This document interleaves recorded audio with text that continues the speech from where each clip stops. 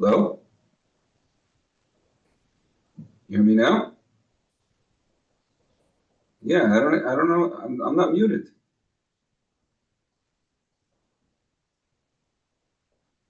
And it's 63 on the volume. Does David hear you? I'm not sure. Oh, now I hear you. Now you're good. Okay, it was my issue because I had the wrong microphone selected. Okay, good. So I have the right microphone, and let me pick the right speaker. Can you speak? Yeah, hello? Okay, now I hear. Okay, perfect. Okay, so we're good to go.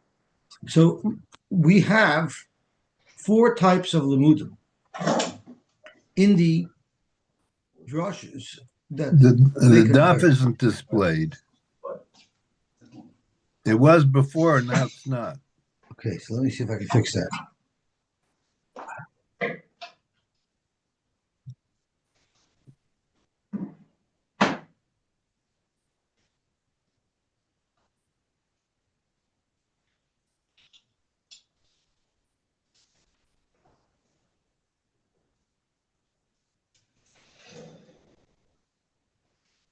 Okay, I think we're better now.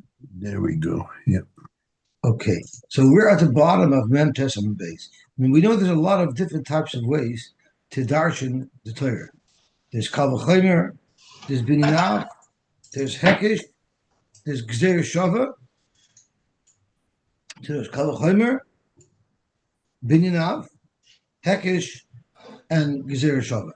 And the Gemara tells us that when it comes to Kochim, you cannot necessarily combine all of these Limudim. So the Gemara decided to go through all the different possible combinations to see which ones could work and which ones wouldn't work. So right at the bottom of Mem Testament base, and the Gemara starts with Davar Halamed Mehekish Chayzer Umelamed Bekalachot. Does it tell us why heck this is different from everything else? I don't know the answer. I was hoping you were going to offer that. No, I'm just asking the question. It's an obvious question, but why should that be different than anything? I'm not sure.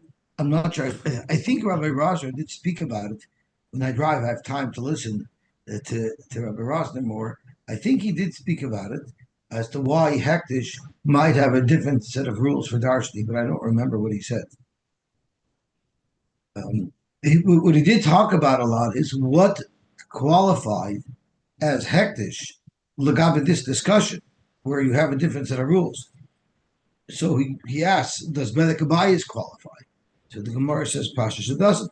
How about the the hide of an animal that you're not makvanim zbeach, the parts of the karbanis that you're mak, the emurin, are those all things that are part of it?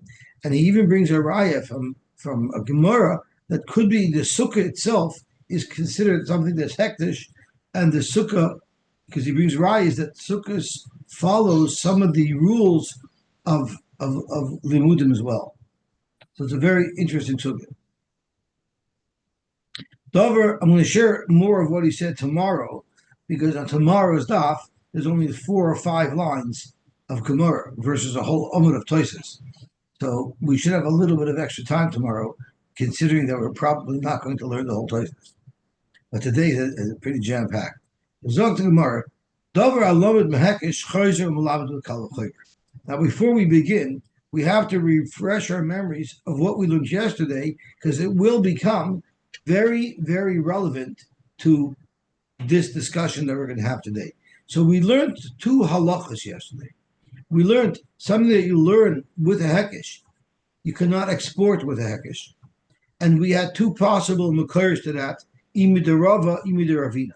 The Gemara is going to refer to that many, many times. So Rava taught us, how do you know something you learn with the hekesh? You cannot turn around and export with the hekesh.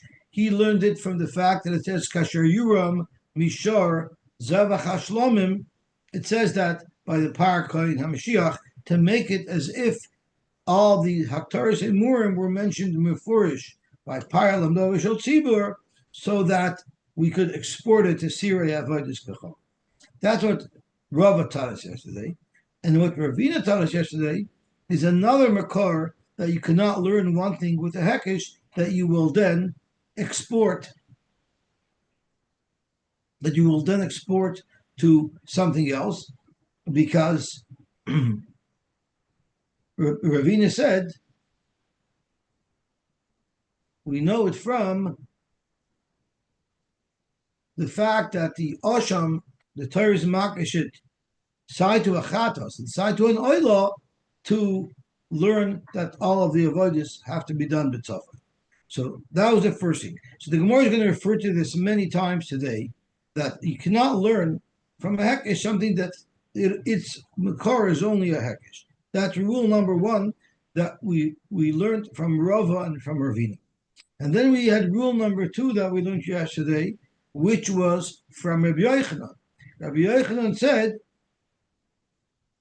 that kochim, he says a general rule is by kochim, ein l'meidim lamad milamed, but that doesn't apply everywhere.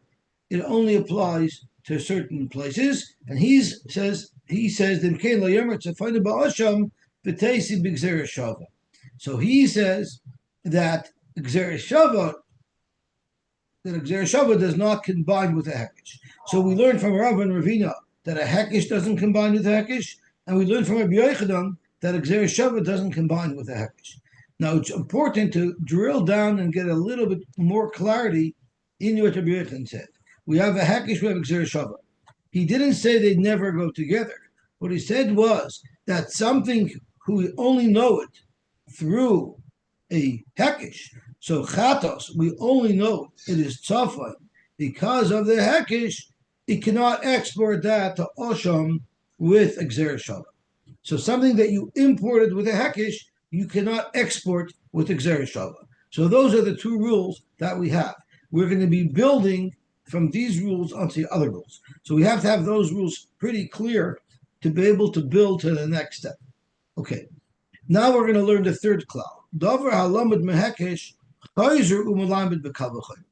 Something that you imported with a hekesh, you can export with a kal v'chomer.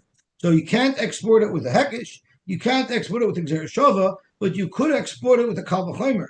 Almost like a kal v'chomer is a stronger type of limud. That's something that we have to ponder, because you would think that the kal v'chomer, which is totally in the logic of a person, maybe it's somewhat vulnerable. But a gzeres shava, which is like the Rebbeinu Shalom talking to us, that maybe should be stronger. But we see from this Gemara not like that. That if you import it with a hekesh, you cannot export it with a hekesh, and you cannot export it with a gzeres shava, but you could export it with a kal v'chomer. And let's see how we know that. And now we'll turn on to Daf Mem Amud Aleph.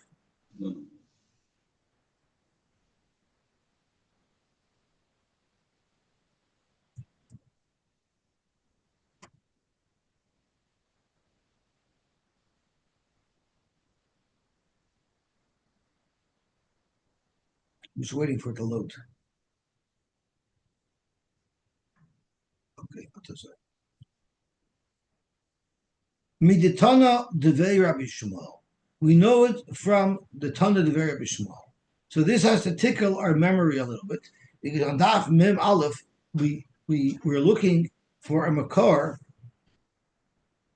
We were looking for a makar that certain seirim have all the halachas that you could learn them from the hekesh from Par Helam Davar Shel Tzibur.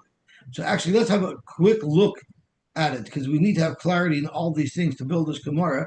And even if we don't finish today's daf, it's nishkeferlich, because we have tomorrow, because we have a very short daf tomorrow.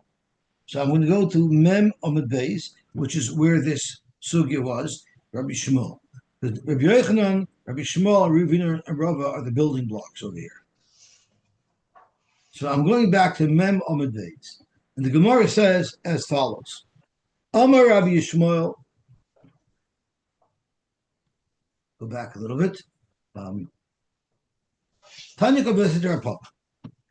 I'm about halfway down on Mem Amud Beis. It says in the pasuk, V'asisa kasher also. The also kasher also, which is what it says by a par helam davar shel tzibur. Ma tamad loimer lipar. The rabbis par kippurim to tell you that not only does this halacha apply to a par helam davar shel tzibur, it also applies to a par yom kippurim, meaning all of the zrikas and the matnas domim are going to be ma'akiv. L'chol ma she'amar be'inyan. Divrei Rabbi. Rabbi Shmuel said, I don't need the lepar, I don't need that, because I know it anyway. I know it from a kal v'chomer. And this is the kal v'chomer that Rabbi Shmuel makes. He starts off with something that learned from a hekesh. Par helam davar shel tzibur was only learned all the halachas that all the matnas domim are ma'akiv. Its makar is par kohen Mashiach. It's only a hekesh. And now Rabbi Shmuel is using a kal v'chomer to apply this to all the sirim of Yom Kippur, to the korbanos of Yom Kippur. And he said, Ma b'mokim shaloi hushvu carbon la carbon. Madach, when they use a different animal, for instance, the high par of a high seir. So now I'm the third line from the bottom on Mem Amud Beis. We're talking about the par helam davar shel tzibur and the sirei avodas kachav. They're both included in this hekesh. And it says over there, Madach there, where it's a different type of animal, one's a par and one's a seer. Yet hushvu maisim, lemai dekosa of buhu. All of their maisim that are listed are identical, even though the animals are different. Mokim sheshvua, carbon to carbon. If you can find a place where it's the same type of animal, a par to a par, or a seer to a seer, the high par of a high par, ein din. Surely we have a kal v'chomer that all these halachas should apply, and therefore we were able to be marba without the word lapar to be marba the korbanos of Yom Kippurim using this kal v'chomer. We were able to learn that they have all the halachas of the par of tzibur. We also lay what will this kal v'chomer prove? Par Yom Kippurim l'gabi the halacha of es b'dam and tefillah. And we'll know it from Par Kohen Mashiach with this kal v'chomer. But also the Syria Mekaburim will also learn that the Syria Mekaburim has all the rules of the Syria Mekaburim from the same kal v'chomer. So Rabbi Shmuel illustrated quite clearly that if the source of a halach is a hekesh, it could be exported through a kal v'chomer. So now we have three very important rules. If it's imported through a hekesh, it cannot be exported through a hekesh. That's Rav and Ravina. If it's imported through a hekesh, it cannot be exported through Exer Shava, that was Rabbi Yochanan, and if it's imported through a hekesh, it can be exported through a kal v'chomer. That is Rabbi Shmuel. Okay, now let's move on to the next step. Get back to Daf Nun.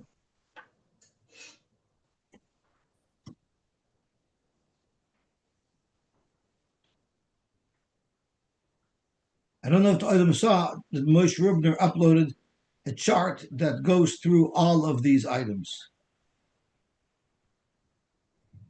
Okay. How about Dover Halamad Behekesh? You imported it through a Hekesh, Ma'u Sheyilmat Bebinyanav. Now, a Binyanav is actually even weaker than a Kal v'chomer. A Binyanav is, you find there's a little similar halachas over here, and you find some similar halachas over there. So let's say that all the other halachas that apply to A also apply to B. That could be easily refuted if we could show a svara why this halacha that we're trying to import or export shouldn't be relevant. It's a very easy type of limit to neutralize, but there is such a limit. So Amar Rabbi Yirmiyah, I'm going to suggest as follows: Le'lichtayv tzafayna ba'asham. It should not say tzafayna by the asham. So why did the Torah have to tell us by a carbon asham that it's shechted on the tzafan side of the mizbeach? V'teisi, I could have learned it mi binyanav mechatas, using a binyanav from chatas. They're similar karbanos, just like chatas needs tzafayna, asham should need tzafayna as well. So therefore, I will ask, l'may hilchas hakosvei. Why did the Torah go out of its way to make a hekesh and say that by the asham it's hukash l'chatas and hukash la'oila, like we learned yesterday? Why was that necessary? Asham could have just imported the information from chatas using a binyanav. The fact that the Torah went out of its way to make that hekesh shows us lav lememra the davar halamid behekesh ein choizer umalamed bebinyan av. So I have a proof, Zakr Birmia, that if the source of the Allah is a hekesh, it cannot be exported using a binyan av. Zakr Gemara, according to your logic. In other words, if this is the reason why the Torah made the hekesh techatos, is to teach us that you cannot export with a binyan av, well, how about Teisi mi binyan av me oila? Why didn't we learn it from a binyan av straight from oila? In other words, oila does not know its information through a hekesh. Oila is where the Torah says tzafan, and therefore, why don't you just make a binyan av from oila directly to asham? And why do we need any type of hekesh? My time lo Yosy. So why don't you have that binyan av? Because mishum da'asil mifrach. Like we said, any slight inconsistency would neutralize a binyan av. And what would I be able to argue? Why only by oila should there be tzafayna and not by asham? Mishum de'ikal mifrach mala oila shekain kalil. Oila has a chumrah that asham doesn't have. It's kalil. So maybe that's why it also has the chumrah of tzafayna. But who said you can apply that chumrah to an asham? Now, if that's the case, then chatos nami ikal mifrach, I can ask a pircha by chatos as well. Malachatos shekein mechaperes al chayve krisos. So we've just said you don't have a raya that a binyan av doesn't work to export a halacha that you only knew with a hekesh. You know why? You don't have a binyan av over here. If you actually had a legit binyan av and the Torah didn't rely on it, rather the Torah made a hekesh to oila, then you have a good raya. But you don't have a legit binyan av. So your raya is not a raya. So our suffix remains something that you imported through a hekesh, can you export it through a binyan av? And when you find me a good binyan av, then we'll talk. But right now you haven't found a good binyan av. Now the Gemara takes a break from the sugya that we're discussing. And the Gemara focuses in now a little bit on asham, why we needed a hekesh from asham. Maybe there would have been other ways for us to learn that the asham needs tzafan. So Zok the Gemara, chadam echad lo yasi. We wouldn't be able to learn asham from oila because oila is kolil. We wouldn't be able to learn asham from chatos because chatos is mechaperes al chayve krisos. But teisi chadach mitarti. Why did the Torah have to say tzafayna, sai by oila, sai by chatos, and sai by asham? If the Torah would have omitted one of these three, we would have been able to learn it from the other two. So Zok the Gemara, mehei teisi. Which one do you suggest we should have omitted, and which ones do you suggest would have been a good source through a binyan av? Are you suggesting loy nichtay rachmana oila? The Torah should have never said oila needs tzafayna. V'teisin mechatas v'osham. And if the Torah would have told us mechatas and osham that you need tzafayna, we would on our own through a binyan av be able to figure out that the oila needs tzafayna. But you wouldn't be able to because mala hanach chatas and osham shekein mechaperes shekein mechaperin. They're both mechaper. Mashaken and oila is not mechaper. So just because chatas and osham requires tzafayna, who said an oila requires tzafayna? So here's where everyone is supposed to ask me, what do you mean oila is not mechaper? Didn't we say that an oila is mechaper and a chayve yasei and an alaf hanitik lasei? So this kasha Rashi asks. So let's look at Rashi. Rashi says, oila l'gabe chatas v'osham loy chashiva kaparas asei didei kapara. Of course it's mechaper.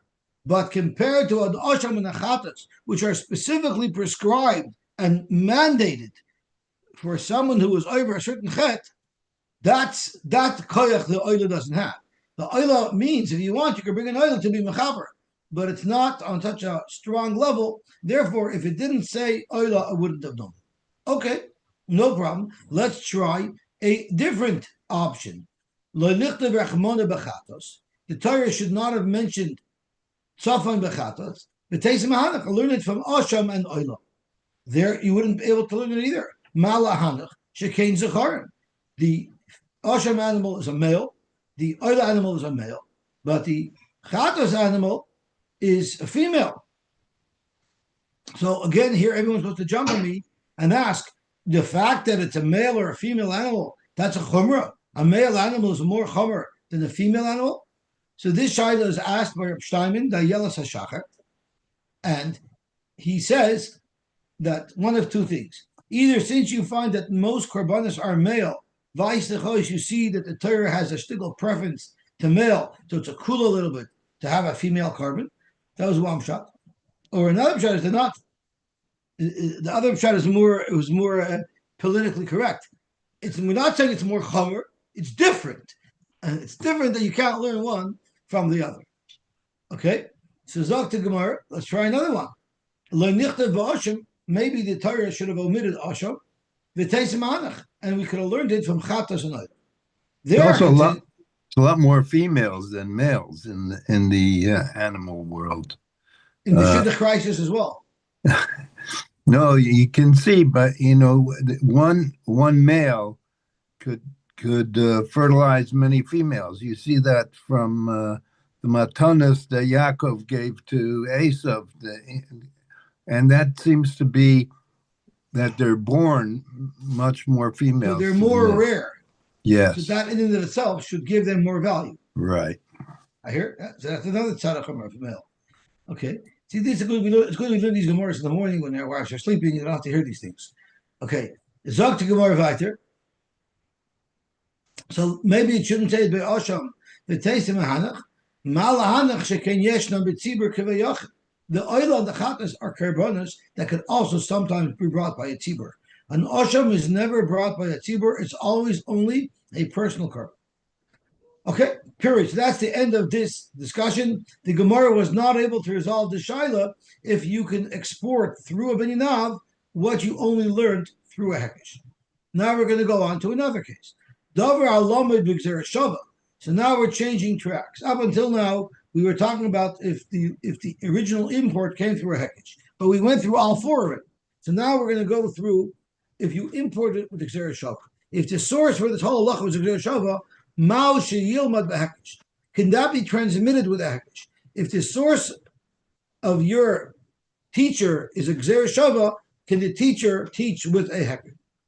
Amra Papa, let's look. It says in the pasuk v'zois Torah asavach hashlamim, and this is when the Torah introduces the carbon toida. We know it's a type of shlamim. It says v'zois Torah asavach hashlamim im al toida. Lamadnu, we learn from here that a toida is like a shlomim. This is a hekesh. Toida and shlomim are mentioned together. You see from here that a toida is like a shlomim, and just like a shlomim, you're allowed to use meiser money to bring a carbon shlomim. So too, you're allowed to bring a meiser money. You allowed to use meiser money to buy a carbon toida. So im al toida yilamdenu. I'm sorry. Im al toida.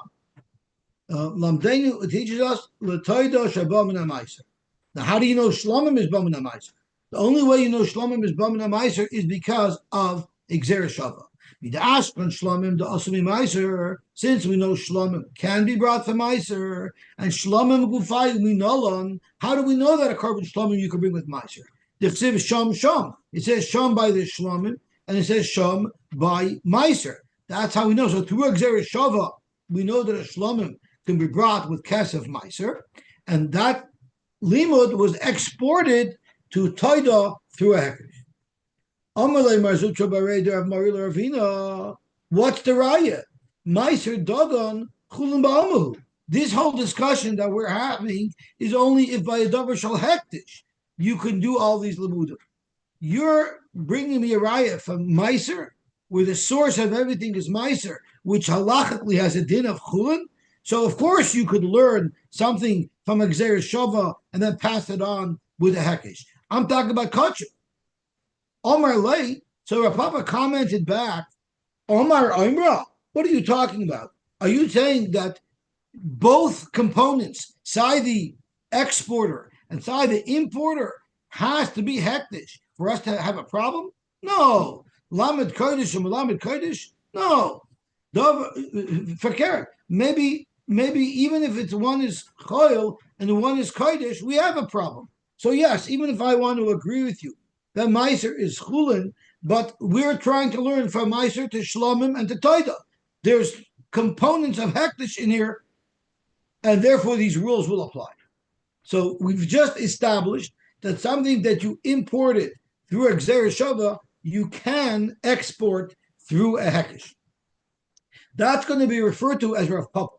So the Gemara is going to refer to Rav and Ravina. The Gemara is going to refer to Rabbi Yochanan, which we discussed. The Gemara is going to refer to Rabbi Shmuel, which we discussed about making a Kavachomer from something that you look at the Hekesh.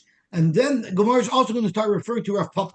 Rav Papa is the one who proved to us that even if you imported it through a Gzeir Shava, you can export it through a Hekesh.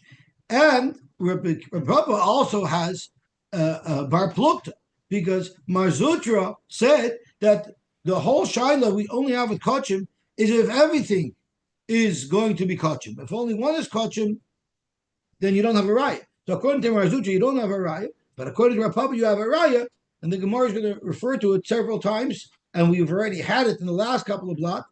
If even one of them is Kachim, you have a problem. You have a good raya. But if you hold both of them have to be kachim, to have a problem, that's always referring to the machlokes that we've just encountered between Mar Zutra and Rav Papa. Okay, let's get on to the next. How about Dover Alamid B'Gzeir Shava? Something that you learned with Gzeir Shava, can you pass it on to a third party also using another Gzeir Shava? So Zok Gemara, Rav Mari, Amar Lei Mar Zutra Bereda Mari Ravina. I'm sorry, I went back. Dover Alamad B'Gzeir Shava, Mal Sheyilmad B'Gzeir Shava, Amar Rami Bar Chama. This is also going to be one of the building blocks of our sugya. Rami Bar Chama's halacha, who's going to tell us about the Gzeir Shava and the Gzeir Shava. Tanya, we learned in the parsha of Toida, it lists off a whole bunch of types of lechamim, because you need, I believe, 4 types of lechems, and the pasuk tells us. And one of them are chametz. So the pasuk says,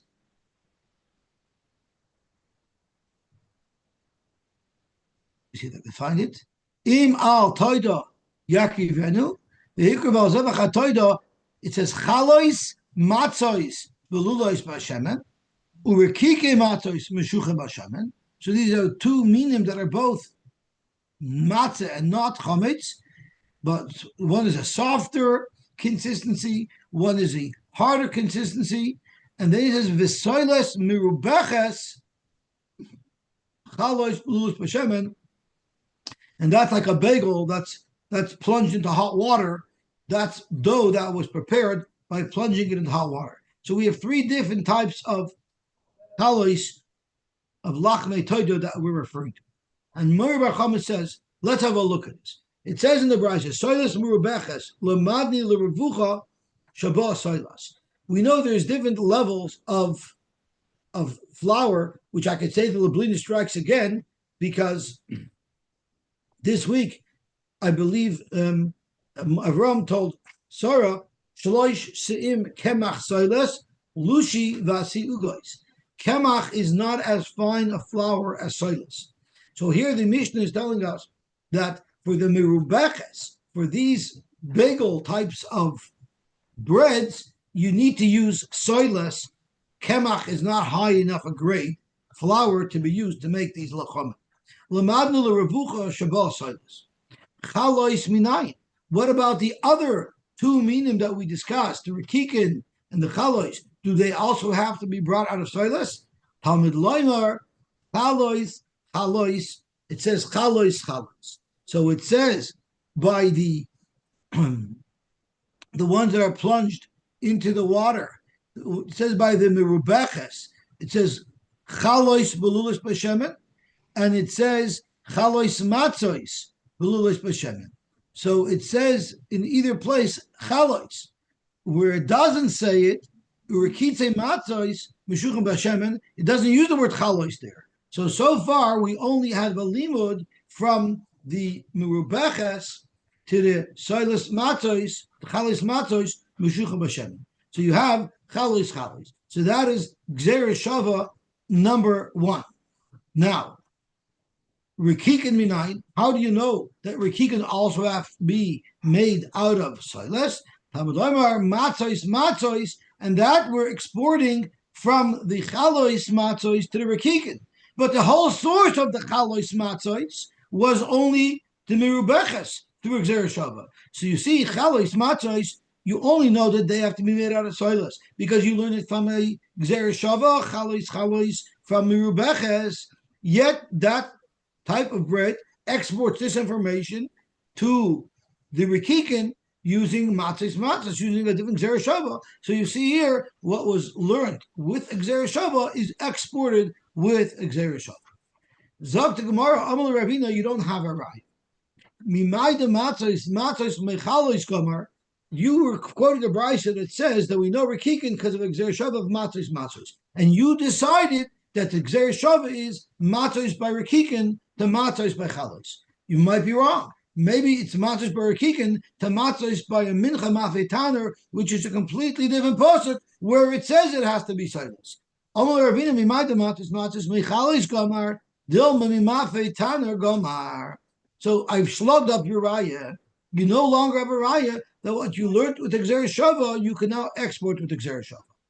El Amarava, I will show you a raya that if you import with Xer Shava, you can export with Xer Shava. And I'm going to show you right over here. Tanya, we learned the kirboy upirshoi v'haitzi. This is talking about the par koyin HaMashiach.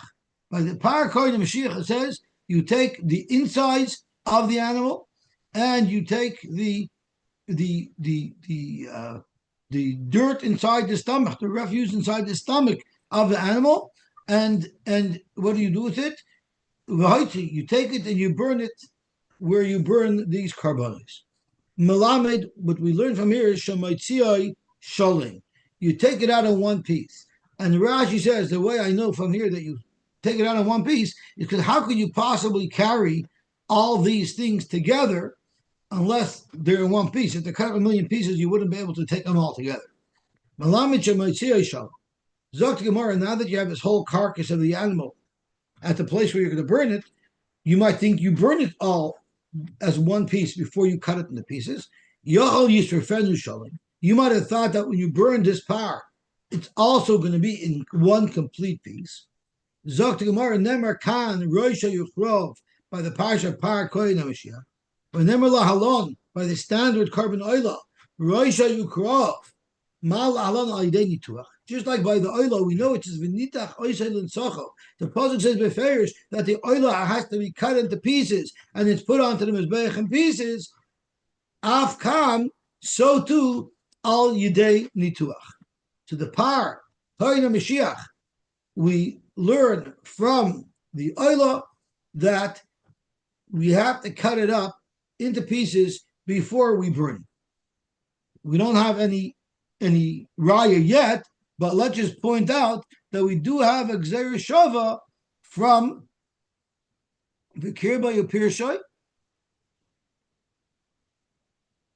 No, we have Rosh Rechrov to Rosh Rechrov.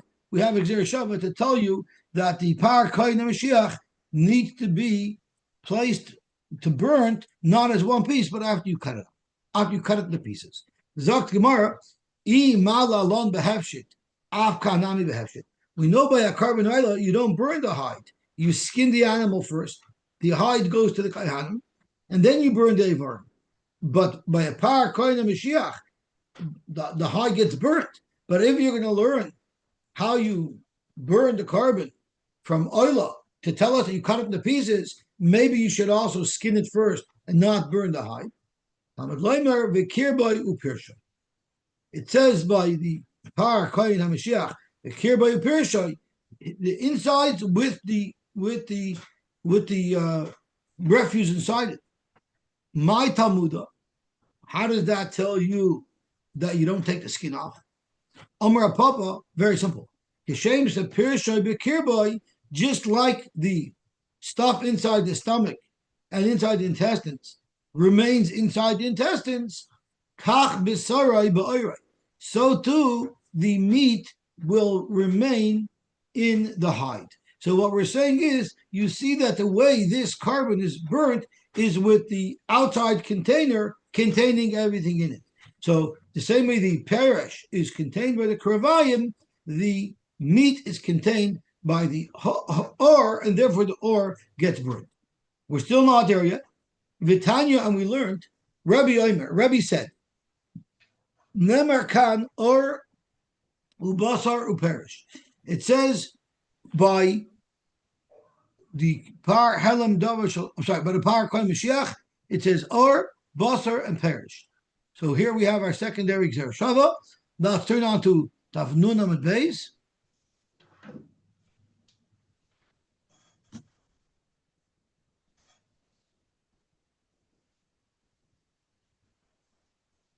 V'nemer lahalam or ubasar uperish. And it says by the par kohen Mashiach, and it says, so the two places that we're talking about, it says by the par kohen Mashiach or ubasar uperish, like we just said on Amud Aleph, and here on the base, and it also says it by the par v'sir shoyom kippurim. It also says or basar uperish, and we're going to learn a halacha from the par kohen Mashiach to the par and seir of Yom Kippurim. Mal lahalon al yidei nituach shaloi ba'avshata.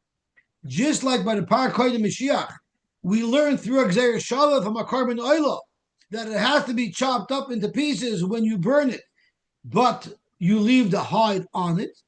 Afghan, so too by the par and seer of Yom Kippurim that you also burn outside the Beis Hamikdash. So here we learned through a Gzer Shava a halacha to par kohen Mashiach that when you burn the carbon, you cut it up into pieces, and we export that through another Gzer Shava to the par and seer of Yom Kippurim. So we've proven that something that you learned through a Gzer Shava, you can turn around and then export to a Gzer Shava. We will learn one more shtickle, and then we're going to stop, because right now we listed off a whole bunch of rules that we got from Rav and Ravina, from Yochanan, from Rav Papa, from Rabbi Shmuel, and from Rami Bar Chama. Now we're going to use this information to teach us additional information. So let's try the first one on. Dover al-lamed b'gzer shava. Something that you learned with the Gzer Shava, mao shi yalamed b'kavachaymer. Can you export something with a kavachaymer if you imported it with a Gzer Shava? Zok to Gemara, you know how I know the answer to this question? I don't have psukim like I had until now. Now we're on our own. Kavachaymer. We're going to make a kavachaymer using the information that we gathered over the past amud and a half, and we're going to use it to teach ourselves through a kavachaymer that something that you imported with a Gzer Shava, you can export through a kavachaymer. And listen to this kavachaymer. Uma hekish. Madika hekish. If you imported something with a hekish, you can't export it with a hekish. And we know it, imi derava, imi deravina, like we reviewed earlier today. Nevertheless, melamed b'kavachaymer. We know something that you imported with a hekish, you can export with a kavachaymer. How do we know that? Miditana Devei Rabbi Shmuel. Right? Devei Rabbi Shmuel was able to teach all the halachas of the Karbanos of Yom Kippur through a kavachaymer. Madich, with different animals, the Masha stays the same. With similar animals, they surely stay the same. So you see clearly from Rabbi Shmuel that something that was imported with a hekish can be exported with a kavachaymer. So Gzer Shava, which is much stronger than a hekish, hamalamedes behekish. A Gzer Shava you could export with a hekish. How do I know that a Gzer Shava could be exported with a hekish? Midir Rav Papa. That's what Rav Papa taught us. So these are the building blocks. Midir Rav Papa. Rav Papa taught us that something that you learned with the Gzer Shava, you could export with a hekish. What would Rav Papa tell us? He told us that even though I only know that a shlomim could be brought with kesef meiser, I only know it from a Gzer Shava sham meiser, but through a hekish I passed that halacha onto a toida.